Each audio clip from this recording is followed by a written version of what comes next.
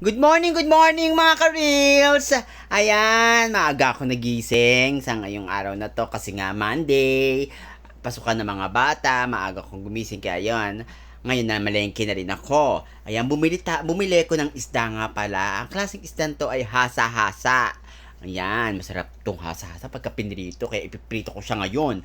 Ayan, hinuhugasan ko ngayon isa-isa ang hasa-hasa para matanggal ang dugo, di ba? Pagka natanggal ang dugo, para malinis siya, tsaka yung mga bitu-bituka. Pero actually, napalinis ko na yun sa palengke, pinatanggalan ko na siya ng bituka tsaka ng hasang. Ngayon, din siyempre, kailangan din double check natin para matanggal yung mga hasang niya pang tira tsaka mga bituka para malinis pag pinirito at walang dugo. Ayan, nilagay ko na siya sa lagayan na ice cream. Alam niyo naman ang lagayan na ice cream, di ba, Day? Ang lagay na ice cream, Diyos ko, dami-dami pwede mga ilagay dyan. Kung ano-ano, mga karne, gulay, salad, kung anik-anik. Ayan, nilagyan ko na rin siya ng asin.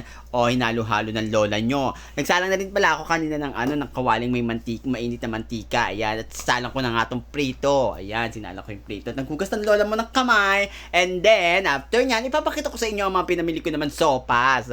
Kapatner ng pritong isda ay sopas para masarap. Ayan, bumili ko ng gatas, ng mga repolyo, carrots, at ito nga pala itong nasa plastic ito, ayan yung manok na kagabi pa natira namin, tas ayan, isasahog ko siya ngayon sa sopas. Ngayon, ang gagawin ko dyan ay tatatarin ko siya kasi nga hiwain ko siya ng maliliit, isasahog ko siya sa sopas, di ba masarap na masarap ang sopas na merong manok kasi yun, malasang malasa. Pagkatapos na naghugas naman ako ng pinggan, kasi nga para wala tayong kalat. Ayan, pinilito ko na yung isda ngayon. Ayan. Di ba bongga? Ayan yung gusto ko sa isda tostado. Kayo ba, ano bang gusto niyo? Yung tostado o hindi masyadong tostado?